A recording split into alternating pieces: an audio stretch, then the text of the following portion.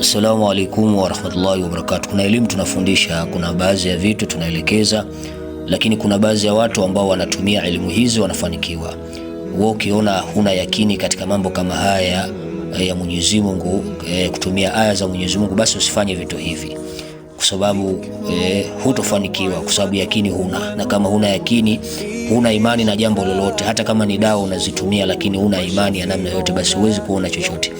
Kwa hiyo haya ni maneno ya Mungu, lakini maneno haya kama yatatumika vizuri na kwa imani na kwa yakini kubwa, basi ndugu yangu, maneno ya Allah yana nguvu kubwa kuliko hata hizo dawa ambazo wewe unazita dawa.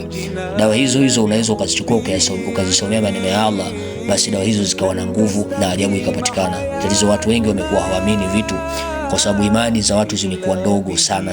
Ndio maana kuna baadhi ya mambo kiyazungumza hapa tukiyaweka wazi, basi tutaonekana kwamba sisi tunaongea sana, lakini kuna vitu vya kielimu ambavyo kama vinafanyika na mtu ukimwambia, basi anaweza kuona kama ni maneno, lakini kwa sababu hatuwezi kuzungumza sana, tunaonekana tunajisifia ama tunajua sana, lakini kuna vitu katika Qur'ani ambavyo kama utaamua kufanya ukakaa chini ukaacha uvivu, basi ukifanya kwa uwezo wake Mwenyezi Mungu Subhanahu wa Ta'ala ajabu, na kuna mambo ambayo yatadhihiri wewe mwenyewe, utaona kabisa kwamba kumbe kuna maajabu. Lakini vitu kama hivyo ukizungumza kwa watu, utaonekana wewe sijua namna gani. Basi tuachane na hayo.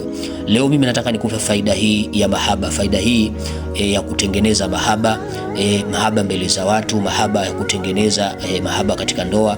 Bi maana kwamba wewe katika ndoa mahaba yamekosekana na unahitaji kwamba yale mahaba yaliyokosekana basi mahaba yapatikane. Inawezekana ni ndani ya nyumba, kwenye ndoa, bi maana mahaba yale, ule upendo bi maana uliokuwepo, basi upendo huo umekosekana.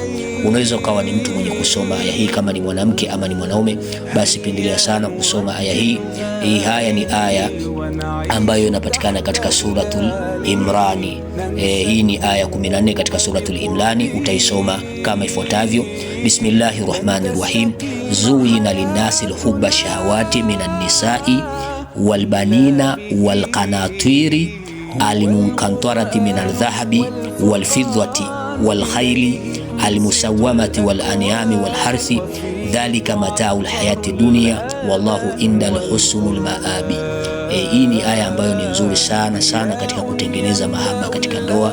Bi maana kwamba kama mahaba yanakuwa yamekosekana, utakapokuwa umekaa vizuri na ukamwomba Mwenyezi Mungu, aya hii ukawa ni mwenye kuisoma sana katika nyumba yako kwa ajili ya kutengeneza yale mahaba, kiupendo umepotea, ni miongoni katika aya nzuri sana katika kutengeneza mahaba. Unaweza kusoma aya hii ya 14 ama unaweza kusoma aya 188 pia, na yenyewe ni nzuri sana katika suratul Imrani, hususan katika kutengeneza mahaba ambayo yamekosekana ndani ya nyumba. Ni mujarrab sana. Pendelea kusoma hii kwa ajili ya kutengeneza mahaba, basi mahaba yatapatikana kwa uwezo wake Mwenyezi Mungu. Wabillahi tawfiq. أسعد به قلوبنا واغفر به ذنوبنا واشرح به صدورنا يا ربنا أذهب به أحزاننا فرج به همومنا واجعله شاهدا لنا يا ربنا. هو القرآن والفرقان إليه تنصت الأكوان وفيه تعطر الآذان والقرآن ضياء يملأ الآفاق ونور يبعث الأشواق وفيه محاسن الأخلاق.